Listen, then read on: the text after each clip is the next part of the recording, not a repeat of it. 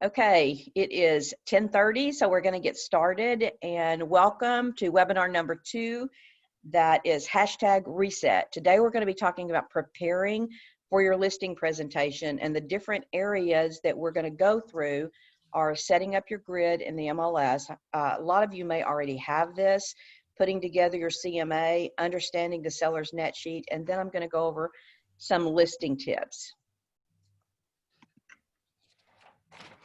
Okay, so we're going to start with setting up your grid. If you've got a personal grid in the MLS, I want to be a little bit more active with this. Would you go in the chat and just let us know that you've already got that set up?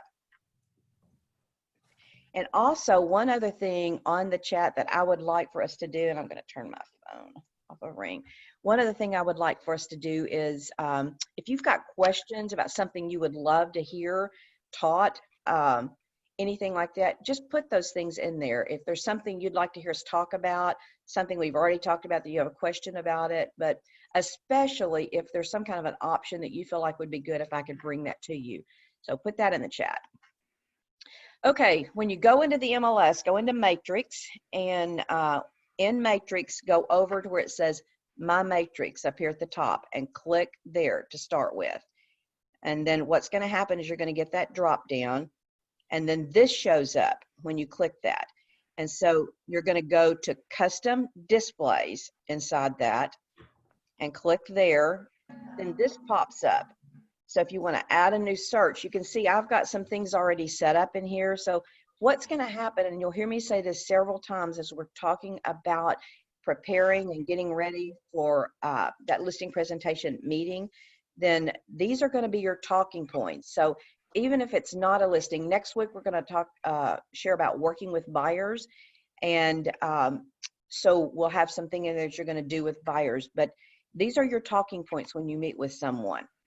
So if it's a new one, this pops up when you've done that. So you add the name of the search that you want in there, and then you can look here. You can, if you go through here and you put something, this goes up and down, hit add, and it goes over here. Then you can move it up or down either direction. This is really simple to do. And then you hit edit. Now, as you edit, this is when, once you've got it in there and you want to add something to it, let me go back just for a second. So if I had Marcella Souls in there and I wanted to edit Marcella Souls, for instance, I actually had left out the sold date on my Marcella Souls, and that's really important. So I had to go back in here, hit edit, and add that back in. And then this is the general search that I have set up on, this is my basics, my talk through that goes in there, and I put, actually, let me move this little bar out of my way so I can see. I put this on here, so again, if you get a copy of this and you want to look at it, it'll just give you the idea of some of the things that I like in that soul search.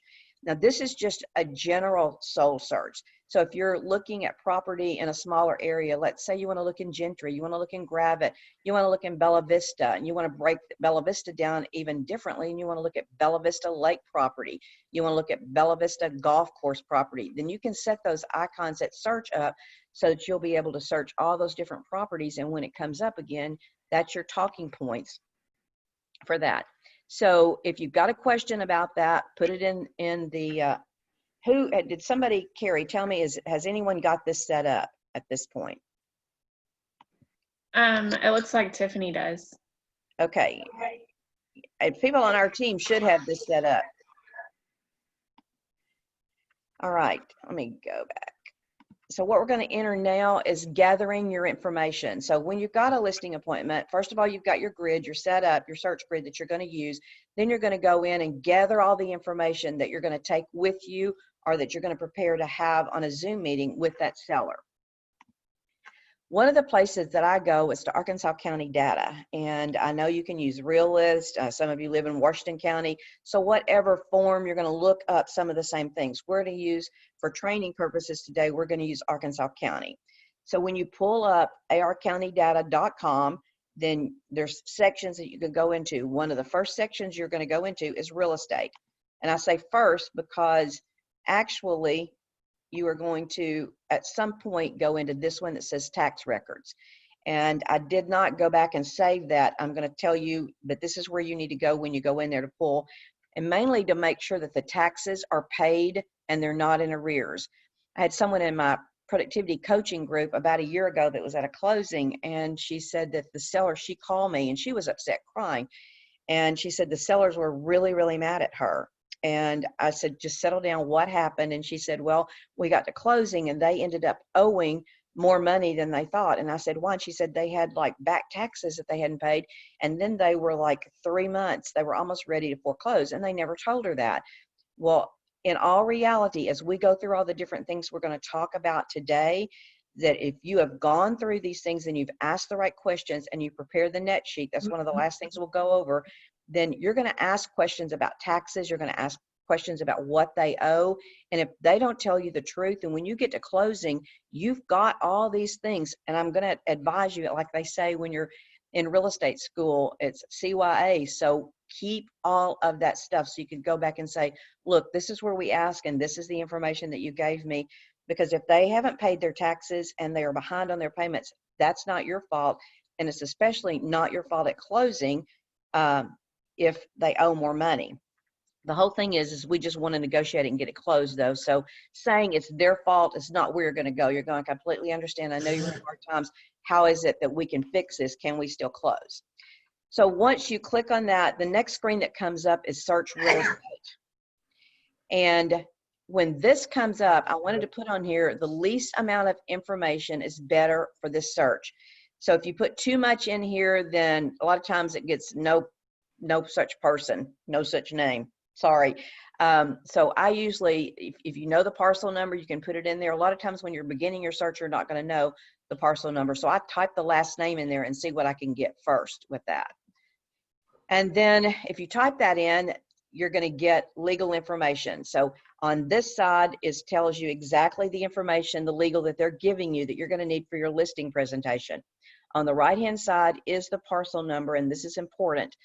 You can even put this on your listing. It helps people understand all the way down to the title company, the legality of where you are and what you're looking for.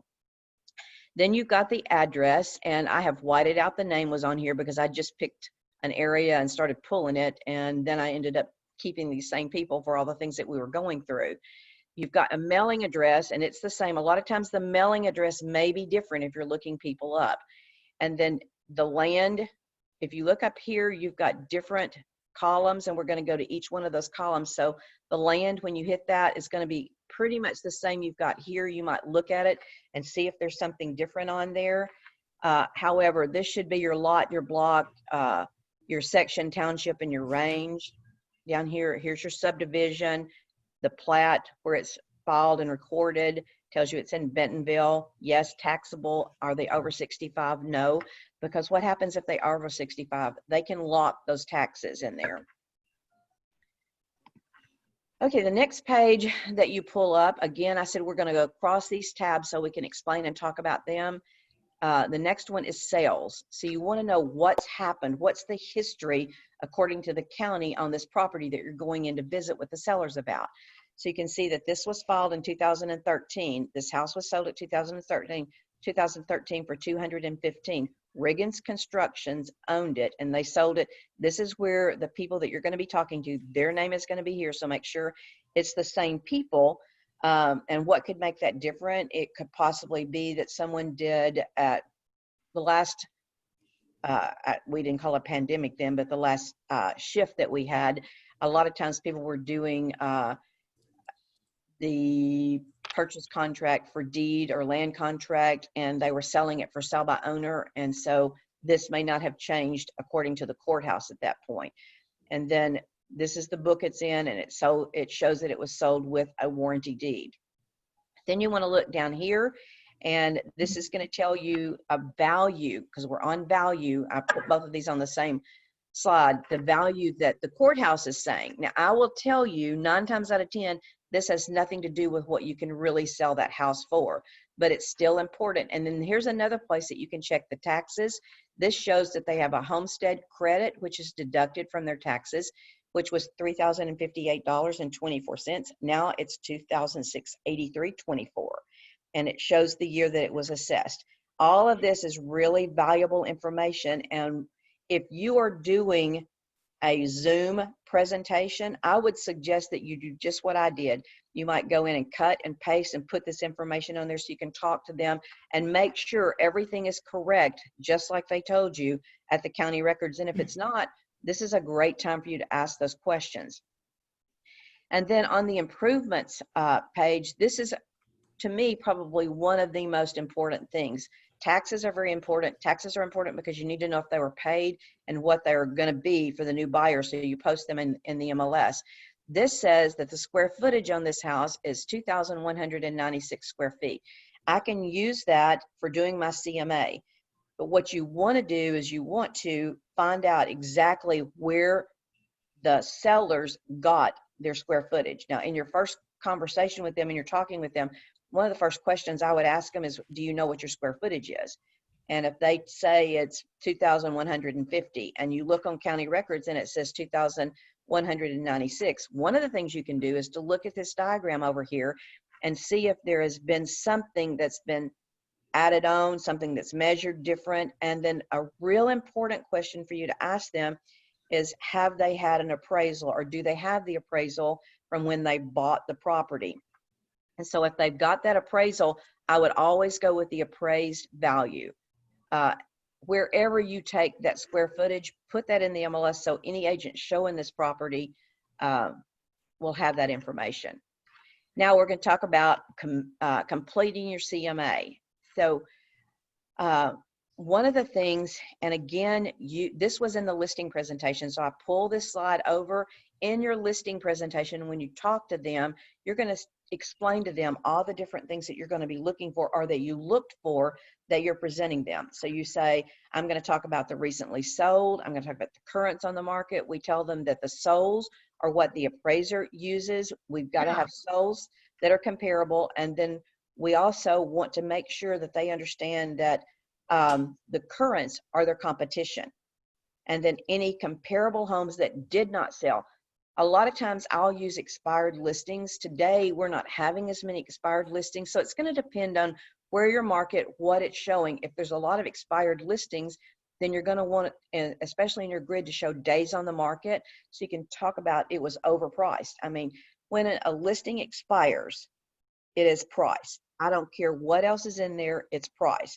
And the reason I can say that, if the house is trashed and the amenities are not as good, it's still price. It's got to be priced according to what the market sees when they come in there. And then if it is the architectural is not the same as a lot of them that are selling, that's one of the things we talked about that influences the price of the home, then it's still priced too high. It always goes back to price. Look and see what's happening. Even if I've had homes that when I do a CMA and it just really looks like they are priced right according to what the market says that house will sell for. If it's not selling, if you've been in 30 days and you've had a lot of showings and no offers, or if you have had no showings, then it still goes back to price. The public is telling you the price is not conducive to what they're looking for. And then on the very bottom, what you explained to them in this listing presentation are the statistics that you have pulled that you're going to go through. Now, on our listing presentation, you can see that little grayed out thing at the very bottom says, let's check out your market and your net sheets. So what we have done on our team in the past, and some of them are changing that today, and I think more and more this is going to need to be changed. But when we go on a listing presentation physically, sitting at the table with them, we stop our PowerPoint here and we pull out so they can actually feel it, so that's tangible. It's a piece of paper and we can lay all this stuff in front of them. I believe that we're moving into a new norm for a while. And so what I would do is learn how to use PowerPoint, learn how to use Prezi, some kind of presentation that you can pull up and you can go through and you can look experience, and not only the numbers, but the technology and the things that they're going to need in an agent to market their home. So that little grayed out thing says, let's check out your market and your net sheets. Here's where I stop the presentation, the things that we went through last week, and pull out those numbers that we're going to go through, and I'm going to show you what you would do. So this says that the sellers, I'm going to have to move my little tab at the top so I can read what I've got. The seller's home was built in 2013. If we were doing a class and you were sitting in the class and I I was going to have you do a CMA for me. I would give you a case history, and then you would go work it, and we would come back and see what the price is. So the case history that we're dealing with today it was built in 2013. It has 4 bedrooms, has 2196 square feet. Their address is 4000 Flagstone Boulevard. I hope that's no one's address in here, and it's not your best friend. So I just picked it randomly. Don't tell us what the name is. It's in Cornerstone Subdivision. Those are key things that I'm going to look for in my search. So as you search the MLS, make sure you get enough information. You need to take your emotions out of this meeting with the seller, whether it's face-to-face, on Zoom, just the facts. This is not your home. They're trying to sell it. They're going to still be emotional because they can't take the emotions out of it. But it's a decision that you both will make. You'll either list the home, and why would you not want to list the home? Well, you might not want to list the home if they don't listen and they want to price it way out of the market, and you're going to sit there and they're going to be upset and you're going to have negative sellers on your hands. So you may list the home. You may decide not to list the home because of some of the things we just talked about, or contractually. There could be a lot of things in that contract that they, if they ask you to reduce your commission, no, do you have any other questions, please? You're going to earn the commission that you put that house on, even if it sells in one night. Oh, by the way, Donna, you did not remind me. We were talking earlier. You hadn't gotten there yet. I didn't know where you were going. I'm going to tell y'all what just happened, and I don't know if Craig is on here right now or not, but Rod, you might want to step in and give me the latest on this stuff. But we listed a house on Friday. It went live, and it was 200. It was priced at 220. Again, it's not closed, so we won't talk about, what the offer was other than that it's closed. I guess we can because we're in here. But we had 16 offers on this property. How many? 18. 2 more came in before we got to present. 18 offers. Guys, I've been in this business 34 years. I have never had that many offers on a property. All of them were over full price. Way over. I mean, one of them they told me about was like $17,000 over the list price. And the property was listed. It was a resale, and it was listed under what some of the newer houses in that subdivision were selling for. So that ought to be an encouragement to you guys. If nothing else, the market is moving. There are buyers out there. To have 18 buyers flog in on one. And last time we talked about all the different numbers and statistics, and you needed to know those when you were talking to people. This week, I was listening to several podcasts and the guys on Keeping Current Matters that are doing a lot of statistics that we're pulling from a lot of the top areas. Redfin and Zillow, who does a lot of statistic things, both of them and these other numbers are saying that 71% of the buyers, that's huge, guys, are looking for areas that are in smaller census. So as the census were taken, they're going to be looking around here. I would say Gravette, I would say Gentry, I would say Pea Ridge, I would say Centerton is getting a little bit bigger. Decatur, all these little surrounding areas, people are looking so they can spread out a little bit and they can have family outside without being right next door. So keep that in mind as you're looking for properties, because I would love to be the one agent that gets 18 offers on one property instead of the 18 agents that offered on the property. And another thing, and I'm not sure how many of y'all, because I put this on my real estate, you got this today, but if you're in Keller Williams, one of the things that's so great about it is that we can market our properties to the people at Keller Williams with over 300 agents. There are no more coming soons out there. As soon as you market the home one day with a flyer outside of your company, it has to go live in there. And so if you've got some coming soons, that's going to be an advantage because you've got all these people that you can market it to. So anyway, I thought that was exciting, and I wanted to share that the market is still hot and it's still a neat time to be in real estate. It's a great time to even be going in real estate at this point.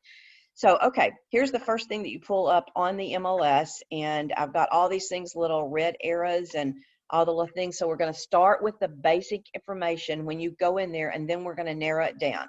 So remember what I told you about the house, the 2196 square feet and the subdivision, Cornerstone.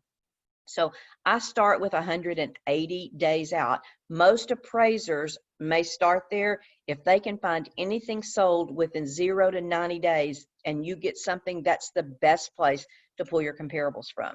So they will look further out, and if there's something more comparable, they may use that. And guys, I am not an appraiser.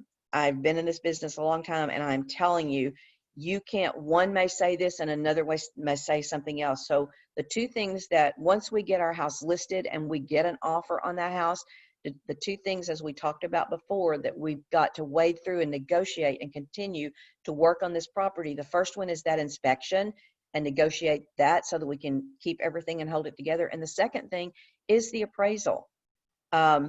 We've had some that, like we said, we had 16 and they were all over asking price.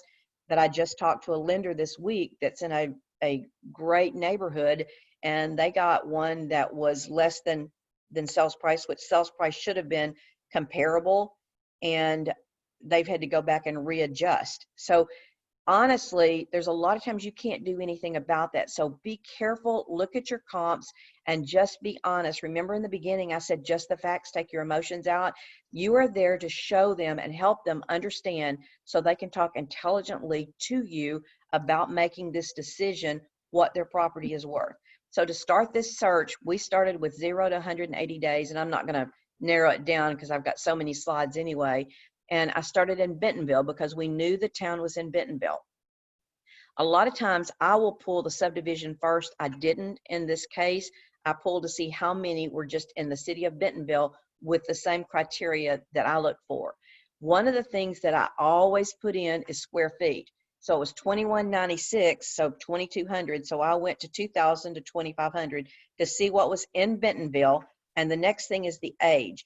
The age is one of the first things that I would compromise on if there were too many after I did the subdivision. So this one, I did 210 to 220. So if you see this arrow down here, that tells you that there were 70 houses that came up in that search. Well, 70 is way, way too many.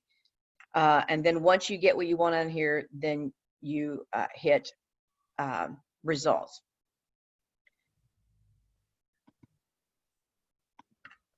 Okay, so this was the results, and actually I didn't decide to put this slide in there until the next day. So look what happened in one day. In that little search that we had, it's now not 70, it's 69. So if you look up here, this is your talking point. So if I were going to present this to a seller, a lot of the things that I have on here, I would have on that presentation. So I would probably highlight these things. These are the things that we're going to go over that I want to make sure you understand. If you highlight one or two of them, whatever it is that you're going to hone in, you want to make sure that they see what you saw in this. And again, I put the square footage and the year up here because those are going to be important, that the seller remembers what they had. Now, if we get in there and they've got an appraisal and we didn't have it and we used 2196 because that was at the courthouse and the appraisal says it's 2300, then because you're on Zoom, you might could do something with them and look at it. However, I would probably say, let me check and make sure all the comps are going to be the same with the 2300, depending on where some of these square footages fell. So you can see this is the grid that I have. Now this says Marcellus Souls. And there is another one that just says agent single search. If you leave that, then you're going to end up with the agent that has it listed, which they're going to see all of those people that are listing in that price range. So you want to pull some of that stuff out and not have it right in their face when you're talking to them.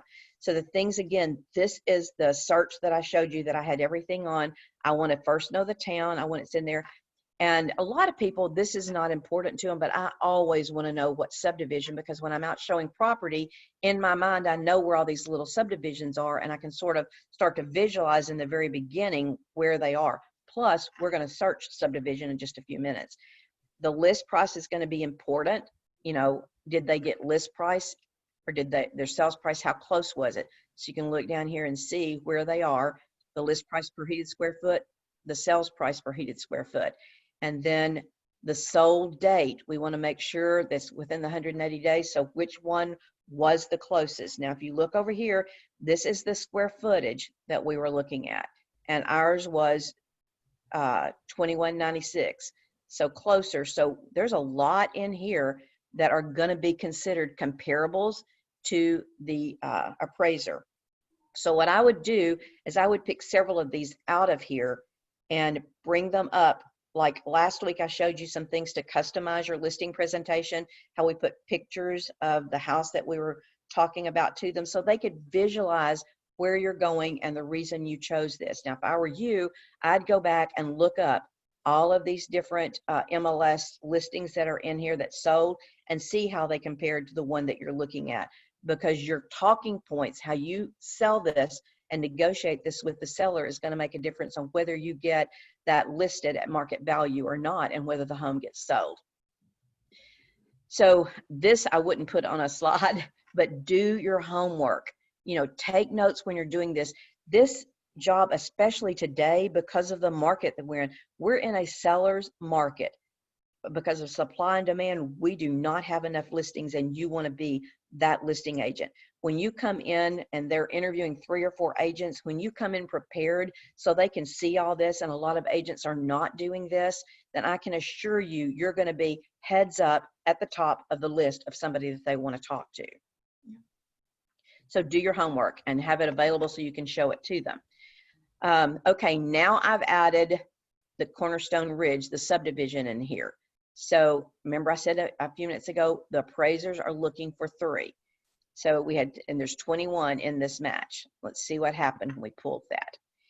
However, the 21 houses that are in here, this is all in that subdivision.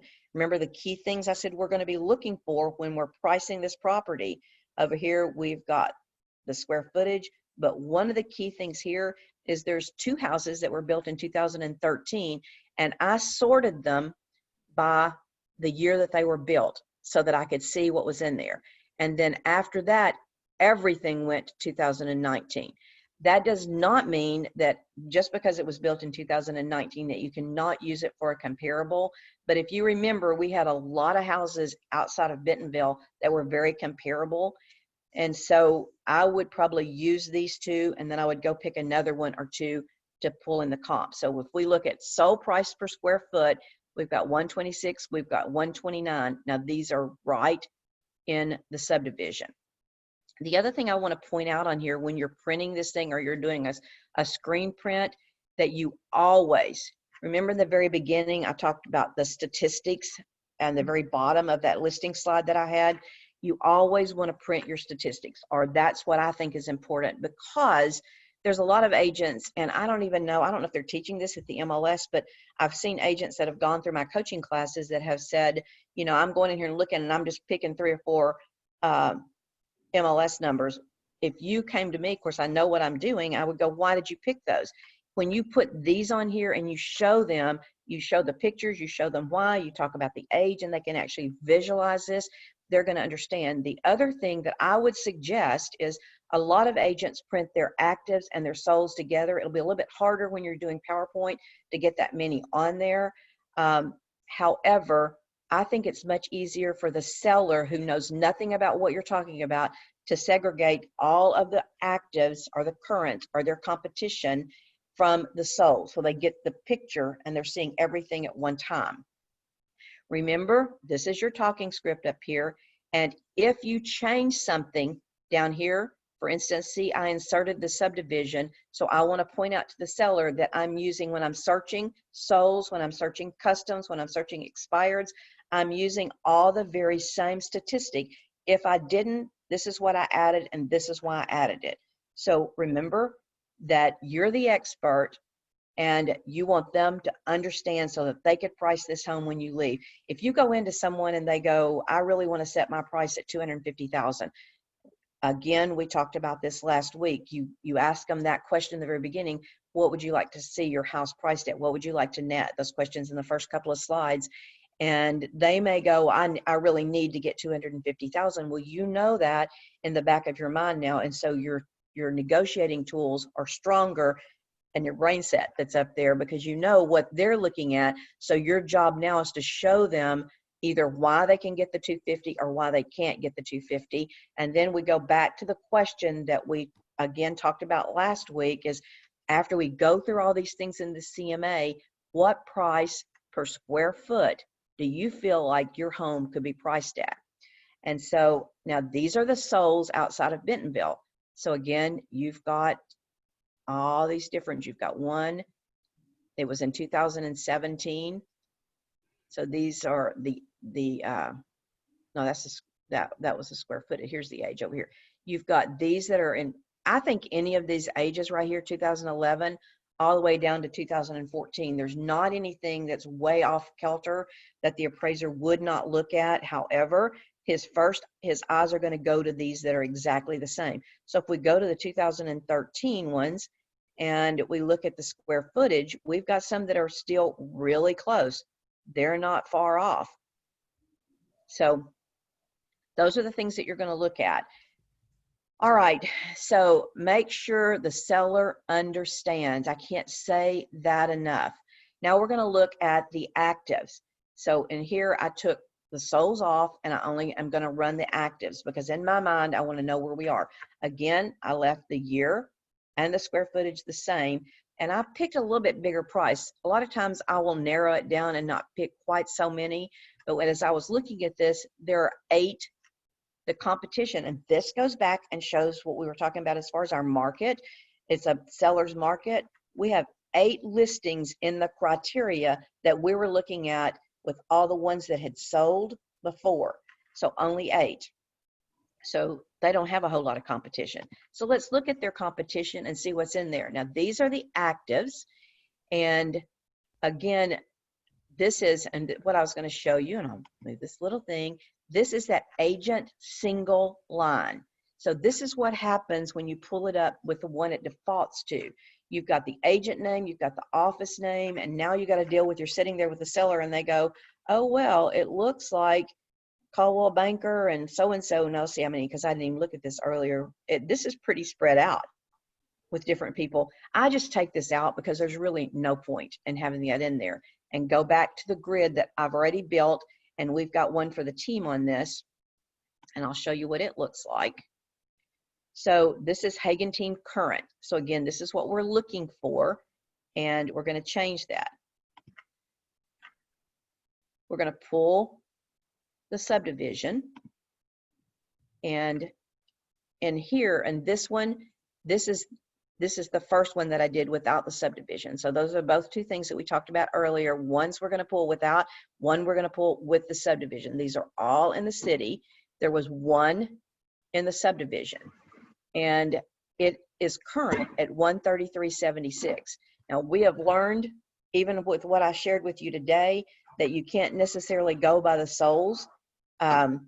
You don't want to get way over, and I can tell you, coaching experience, we've always said you want to be number 1 or number 2, and I didn't sort it by this. Again, I sorted it by the age over here. So this one was built in 2013. This looks like a pretty good comp to what we're trying to list over there. It's 2142 and 2196. It was built the same year. This was the price that it's listed, and it's a 299.9. So okay, now you make your plan. You've got all those different grids that you've looked at, and as you make your plan, you're going to look at the solds, the actives, and decide which one compares to your subject. I have already said that I think in today's market, using a PowerPoint slide is something that really works. I've got agents on my team that like to take everything off of there and put it in an Excel program. You can put that on there if you want to. Or one of the things that we used to do a whole lot, and I feel like it's still great, if you're in person, it doesn't look as good if you don't have as good a handwriting to take a picture and scan it and put it on your slide. But you can print all those out that you're going to use, and then you can handwrite 1, 2, 3, 4, 5, 6, 7, 8. If you've got 8 comps in there that you feel like you want to go over, beside that, you're going to go number 1, has granite, doesn't have granite. We'll talk about that in a few minutes. So you can use the PowerPoint to do the things like I just showed you, exactly like I'm teaching it. You can present it to the seller. You can use an Excel program, or you can handwrite. You can print it off and handwrite beside what your findings are. So as you're making the plan, remember, you're going to look at the year built, the square footage, the amenities as you look at the picture and what the description says. Days on market is going to be huge, especially if they're current or they were expired. Same subdivision is really big because same subdivision is one of the first things they're going to look at. List price versus sell price. List price per heated square foot versus sales price per heated square foot. How many bedrooms does it have? Because you may get down and all these things are comparable, and yours has 3 bedrooms and the one that sold had 4 bedrooms. Now, what was the layout? Look at the pictures. Was it itty bitty tiny rooms? Maybe that's not going to have any value. Generally, the 4th bedroom is going to have value to the public, and so the appraiser is going to give value to that. And then land or no land, and again, we've talked about that and how the market is shifting just a little and more people are wanting land. So choose the MLS and print out the properties. All the currents, all the solds are separate. We've talked about that. This is just the solds. Again, this is just a reminder. Make sure you have the statistics over to the side. And the way you get that is when you hit print in the MLS, you can go over as it's printing, and there's a little box you can check that says that you want it printed with the statistics that are on there. If you are doing one of the things that I suggested a few minutes ago, as far as leaving it on this slide, if you've only got 4 or 5, or you've pointed out 4 or 5, you might want to underline it in your presentation. Then put number 1 that you've underlined up there is updated with hardwood and granite. Number 2, landscape, swimming pool in the backyard. Number 3, hardwood but has no granite. Now, if you're going to have a bunch of these and you're just going to identify 2 or 3 and tell them why, then I would go back and circle them or put the little thing around them and highlight them. So as they move down here, they'll know what number 1 was. They'll know what number 2 is. And you need this as much as they do, because when you get on that presentation and you've looked all these things up, if you don't have something to trigger your thoughts of what you looked at down here, then you're going to forget yourself what you actually studied, because there's a lot of preparation that goes into this.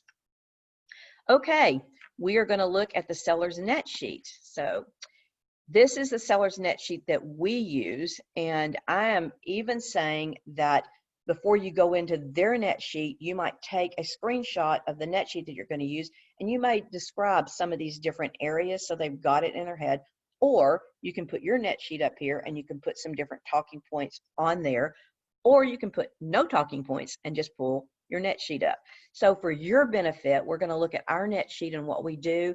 Where can you find a net sheet? A lot of closing title companies have net sheets. So someone may have one that they just loan you. Everyone is different. So if you're going to borrow someone's net sheet, you need to figure out what they've done. For instance, on ours, you see here, our main partner that we use for title closing is Liberty. And so we have tied to this closing sheet, we have Liberty's closing cost on, not the closing cost, but their title cost that's in there. And so we can just hit this and it's automatically figured in. Everything, and this is another thing, as you're looking for a net sheet, you want to find one that's already formulated so that you don't have to fill it in. You just go put these things in, because you don't want to remember how much revenue stamps are, or you don't want to have to go look up every time you do the closing, the title fees and those kind of things. So what we do, we have our setup so you can search in a couple of different ways. You can search by square footage, you can search by price. So there's a lot of different net sheets out there.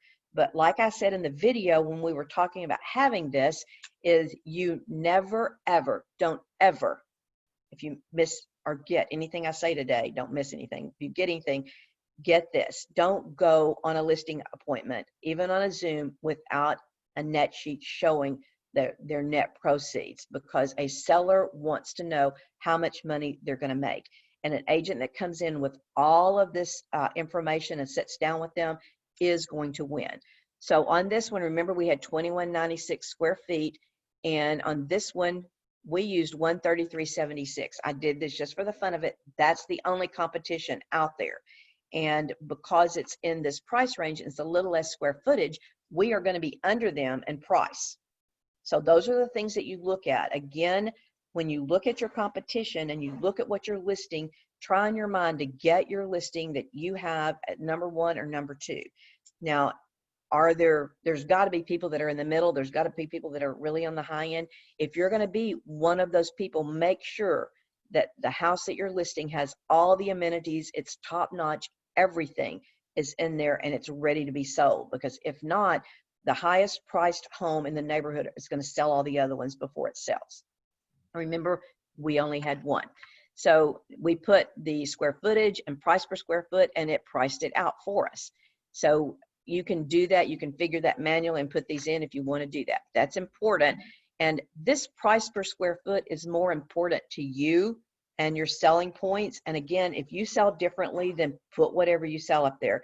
A lot of times you can say price per square foot can't be everything, but it is definitely something as a real estate agent, especially in our market, that we use a whole lot. We look at it, our appraisers look at it. And so it is something that really is important to look at. So the price per square foot here is $133. Then we move down and automatically it's formulated that you put 6% commission in there. It figures up what 6% commission is. Do not apologize for what you're making on this deal. You are going to earn every bit of it. And on the 4th webinar that I do, I'm going to talk about contract to close. And I would say that it's really important that even on your listing presentation that you add in some of the things that you do for them, especially now that we're moving more to Zoom. What's involved? What do I do? What can you expect out of me? Are we calling you every week? Are we texting you every week? You know, what's going to happen as we move through this? Because in all reality, most people are not mentally capable of knowing everything that they need to know about closing a home. And so really important that you do that. And then the title insurance is also something that is plugged in with that. And then termite, the title insurance is figured automatically. If you're using a title company and you want to plug this in and set your own grid up like that, then that's great.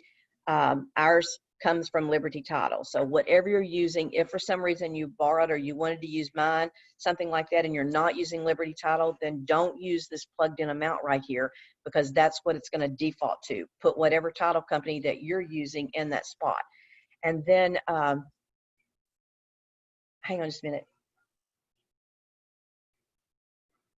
So, and then you want to look at, I've got some noise in the background and I was asking him if he could please turn that off. I apologize. I think that we've talked about a lot of times on Zoom, these kind of things happen. My dog is running around down here.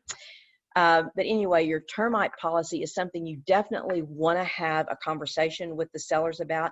First of all, you want to ask them, do they have a termite policy? If they say no, then you want to tell them that they need to get one. I would say 99.9% of the contracts that I've seen in this business actually ask for termite clearance. And you want to explain to them what is the difference, what's involved in a termite policy. So if they say, yes, I have a termite policy, then you want to make sure that you explain to them that there's a difference in just having that policy and giving that clearance letter. So if we renewed our termite policy this month, then the clearance letter is probably not going to cost us as much. If we renewed our policy 9 months ago, then the clearance letter could be different. Termite companies are very good about giving you estimates. If you've got a termite policy or they have a termite policy with a company, then they can call them and they'll tell them what it would be to provide that clearance letter. And if they don't have a termite policy, I would advise them to get several estimates, because they're all very different out there for a title, for termite. And then if you've got a courier fee, you're going to check with your title company. And if you've got courier fee or different fees that are down here on the bottom of this with your title company, ours charges the closing fee. And then we've got a combined fee that we call it, that we combine all these other fees in. And with our seller's net sheet, usually we're within $100 or very, very close to what they're actually going to net. The only reason that we miss it very much is that they didn't tell the truth, as we talked about earlier, about the taxes they owe, or the loan payoff was way off that they gave us. So get comfortable with whatever net sheet that you're using. Make sure you can explain it to them. Now, the revenue stamps, what you say on that little paragraph right there, that little blank, it fills in automatically on ours, but revenue stamps is a state tax that's attached to the deeds. And so on that revenue stamps, what you're going to need to tell them is that there's not an option, but in the state of Arkansas, those are split 50-50. So explain to them that revenue stamps will be a fee that's always on there when they record it, and the title company will charge them. And then the closing fee is whatever title company that you're using. I think it depends on the title company. And then the combined fees, whatever company that you're using. Some of them have a title search, processing fee, and you can break all these down if you want to, so you can show them immediately. But in all honesty, What they really care about is this bottom number down here, their net proceeds. These are put in here so that when you get a contract, when you first present this, give them a clean net sheet, just like nothing else happened. If you want to show them some things that could happen in there, that's okay too. So if you know their loan payoff, you can plug that in. However, when they talk to their lender, as we talked about when we were presenting the listing presentation, they need to ask for the payoff as of 30, 45, 60 days out and plug that fee in there, because it takes around 30 days to have a closing, even in today's market. If you see that there's going to be some repairs that are going to be needed, you might want to estimate that in here. In the very beginning, though, I would do a really clean net sheet and say, without any of these things, this is what you're going to have. Now, when you get an offer, you're going to take that contract, and what I like to do is to lay a blank piece of paper beside my desk, take the contract and write down all the important things that that contract is asking for. I laughed at Rod. He said him and Craig yesterday, as they were going through these 18 contracts, had them all spread out and didn't necessarily look at the names of the agents who was presenting them. And sometimes that's important to look at because there's some agents you enjoy working with more than other agents. And that's just the truth. Some do the work and some don't take care of it as well. But they looked at all the different things. Which one of these contracts is going to be the best net proceeds to the seller? Now let me give you something else. And what we talked about with just the agents. What if you've got several that are going to net about the same, and you've got one that says, I want you to pay so many closing costs, so much closing costs. Write that down so you can take that out. The net proceeds is considered in there. However, one wants to stay in the house for 30 or 60 days, and it's the same as the other one. You know, point that out to the seller. Remember, as you are presenting this, this is not your decision, just the facts. So, you know, I've had them say, what do you think? And I go back to the facts and say, it's not my home. It's not my move. This is what can happen if you do that. And this is what can happen if you don't. We always have an opinion, but again, our emotions are not tied to this other than our commission check. And if you will take that commission check out of your brain and do what's best for them, it will always come back to you. So just take the emotions out of it and just present the facts. And they're going to appreciate you and recommend you to someone else for that. So let's review. You're going to set up your talking points in your search. You're going to go to the county records for owner information. You're going to look up the seller's address in the MLS to see if it's been listed before and what happened in that. Look the history up and see if it's been listed before. Then you might want to print this out for your file. You might even want to scan it and take a picture of it so they can see that it was listed before and this is what happened with that. Research the seller, Google, Facebook, get as much information and background on them as you can. Even when you're visiting with them, ask them how many children they have, because you in this presentation are going to be connecting with them. And even though we do most of the talking in a listing presentation, allow them to interact with you. That's called listening. That's called connecting. And a lot of times, especially on Zoom, you don't want to overtalk someone else. So listen to what they say. If they have an objection or they have a condition, then the best thing you can do is not argue with that, but always agree. You know, like, well, we're in this pandemic and I'm just really afraid to put my house on the market. You know what? I can totally understand where you're coming from. What would happen? What's the best thing that could happen if we would put your house on the market? Now, what's, you know, or say, what's the worst thing? And then go, what's the best thing? Always agree with them and then have empathy for where they are. And they're going to leave this presentation thinking you're the very best because you let them say what they needed to say. Then you're going to prepare the seller's net sheet, get the proceeds for them on the bottom, get all your forms organized, have them ready to be signed right then. You always, always need to be closing. Prepare your listing contracts, get everything ready in form simplicity, have it ready so you can pull it up on this meeting or take it with you or pull it up when you're there so they can sign it at the appointment, even if they say that they're going to interview 2 or 3. Well, let me ask you, Mr. Seller, you know, I know you're going to interview them. I'd be happy to call those other agents if you'd like for me to. Is there anything that I said that you don't understand? No, I think I understand everything. Is there anything that would keep you from listing with me today? You know, ask those questions. You've got to be asking for the business. Now, I want to add that, those are strong closes and they keep on keeping on. I want to add to the point that we do need to be very sensitive to the sellers and the buyers in today's market. It's a real thing. They're really afraid. They're really backing up. People that were ready like 30 days ago may be ready, but not as ready today to just jump on something. So you've got to dig deep and see, you know, what can I do that would apply the safety to this that would give us a reason to go ahead and list. Today on our ALC meeting, we were talking about different objections, and one of the objections that they said they're hearing a lot is that the sellers, they're just not ready to list right now. They don't want to put their house on the market, and they've got all these other things to do. And so they're just excuses. So you need to drill down, ask them, you know, well, one of the things that this agent said today was that they didn't want to list their house until they found a house to move to. And we know what kind of market it is today. So you may have to jump to some different objections or exclusions in the contract that we haven't been comfortable with in the past. You know, you could say to someone like that, I'll write in your contract and we'll negotiate this on the sale that you get to stay in this house until you find a maximum of 30 days or 45 days. So we may see a few more delayed occupancies, which we have never liked. I never taught anybody to do it. With everything you can do, I don't like delayed occupancies. But if you get those kind of objections, what you're trying to do is list the property. Someone is going to list that property. So figure out what they're saying.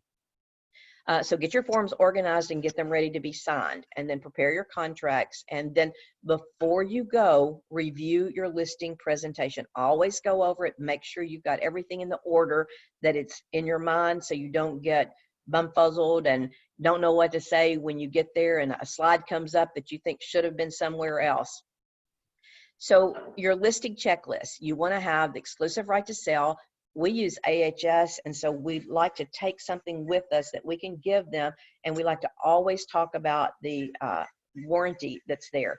With AHS, and you may have another company that you work with and you feel like is prominent with you, doesn't make any difference. This is our checklist. We talk about AHS because I love the thing that they put on the sellers that doesn't cost the seller anything, and if for some reason they negotiate it out of the sale at the end, they still don't have to pay, even if they've used it. So find something that you can talk through, your talking point with those warranty programs, and then talk about your title company. You know, we sell our title company would sell us if someone asked about us. But our title company is like having an extended arm for our personal assistant, for Carrie, that's on this program. So with that, the title company takes care of, like, for instance, some title companies don't order termite for you automatically. Ours make sure that it's done.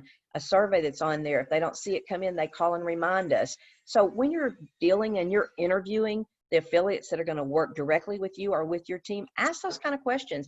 Interview those title companies. What do they bring to the plate that's going to benefit you as far as moving forward in this industry? Escrow information. This is extremely important that you provide this escrow information to the title company, the seller's name, the buyer's name. Do they have a mortgage on there? Who is the mortgage company with? Get you something that you fill out, that you send. It expedites everything that you do in this closing. And then you want to take that seller's net sheet. Now, I usually take a high, a low, and an average.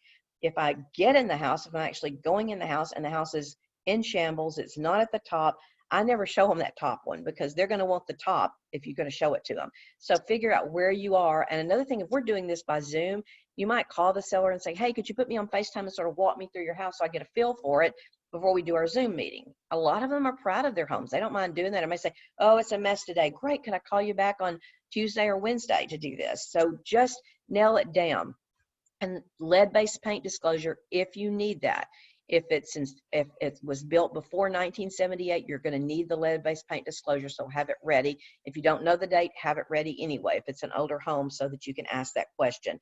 Seller's property disclosure is becoming more and more and more important. Like I said, Arkansas before is non-disclosure state, so as owner doesn't have to disclose, but once they list it with us, our real estate law does say that we are required for disclosure. And so I would not want to take a home that they said there's mold in this home and we fixed it and we're not going to disclose it. It was years ago.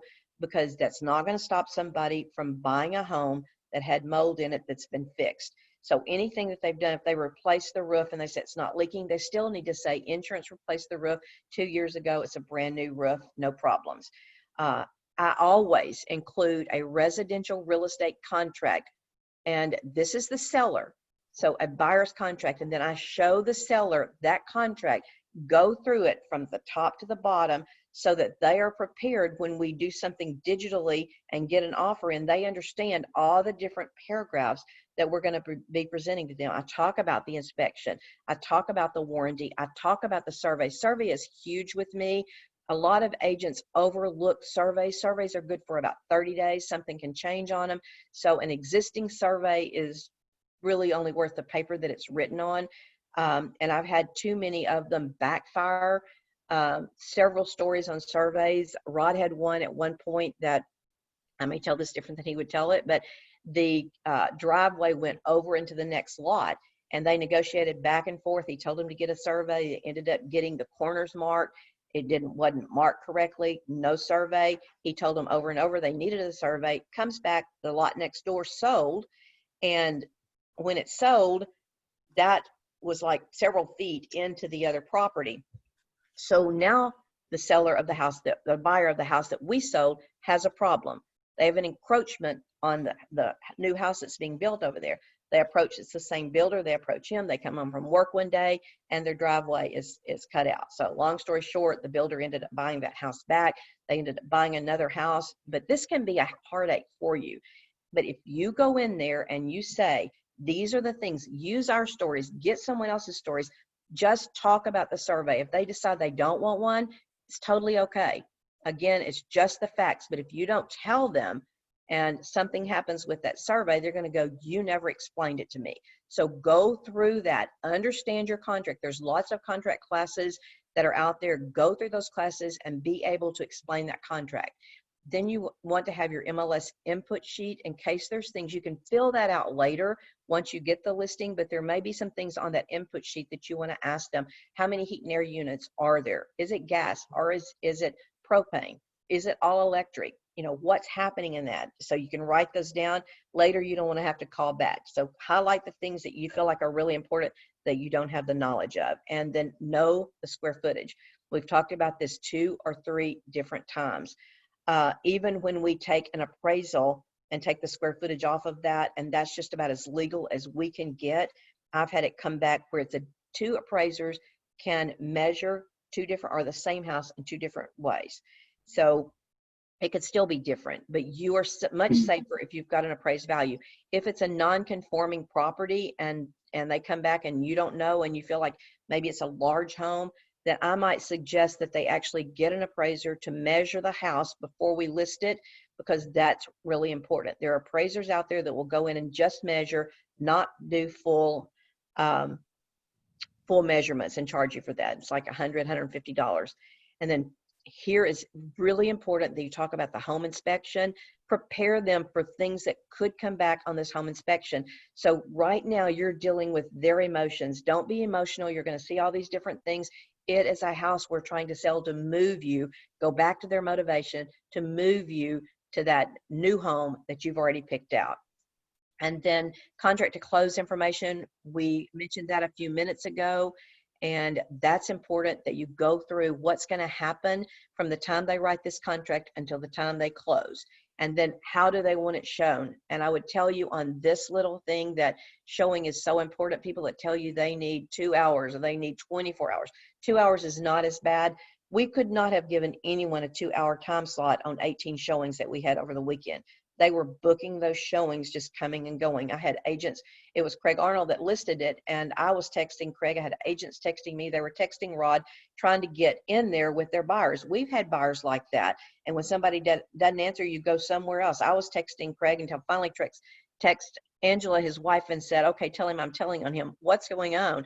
And he was working the offers as fast as he could. So showing instructions, explain some of that, use our stories, tell them they need, if they're going to list their home, it needs to be show ready at all times. Okay, here are some of the little listing tips. Price the listing right when you go on the appointment. A lot of us in the past have taken listings that we knew that were overpriced when we were writing that listing contract. In this market, we have a shortage. Don't do that. Get it priced right. And if it's overpriced, a little overpriced, it could still appraise. If you get it $10,000 overpriced, then you're going to have to deal with an objection when you start presenting those offers. Why go to the trouble to prospect and go on that appointment and then overprice them? You've done all this homework. Just present the facts. And then you want to put the price reduction form in your pre-listing packet or in your listing. So if you take it a little bit high and you know it's a little bit high, and in this market, I would not suggest that you do that. However, if for some reason in another market, in another life, you take it a little bit high, put that price reduction sheet in your file, and then also go in and have them sign it. In 30 days, you agree, we've priced it at $250, it really should be at $240. In 30 days, if we've had a lot of showings and no offers, give them all the things that could be happening, you agree to the price reduction, and then in 30 days, you call them back and say, I'm putting that price reduction in place. So that's important. Hopefully you're not going to have that as much in this market. So one of the last things I want to say to you is doubt and fear are the greatest enemy of knowledge. I know we're in a market right now where it's easy to have doubt about going out. It's easy to be afraid, to fear, even the clients of what they're going to say. Do we know how to? These are not normal objections that we had written down that we had all the answers to. But remember, doubt and fear are the greatest enemies of all the knowledge that you had. I was talking to Justin last night, and one of the things he said to me was, or we talked about, he said something, and I said, this is a key thing that I'm trying to learn. And you guys can see that I'm putting out a couple of videos. That's not always been my fun thing to do, but done is much better than perfect and never getting it done. So just remember, even if you make mistakes, even if you've got a dog jumping all over you and you don't have time to redo it again, done is better than perfect. Our will to move forward in this market with confidence comes from the knowledge that we get. So thank you guys for being on here today. Thank you for being concerned. A lot of you have been through my coaching. They're on here already.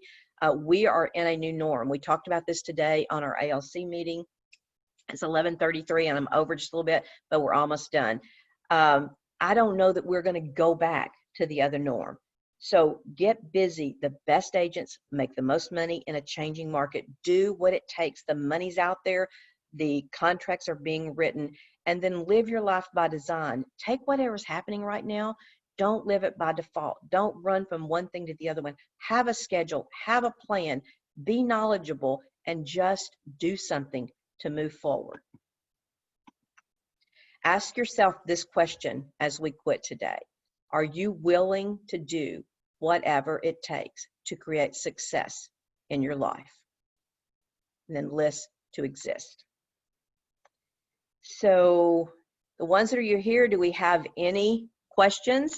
Anything you want to talk about? Carrie, did we record this? Yes, we did. Good. Thank you. All right. Anybody have any questions?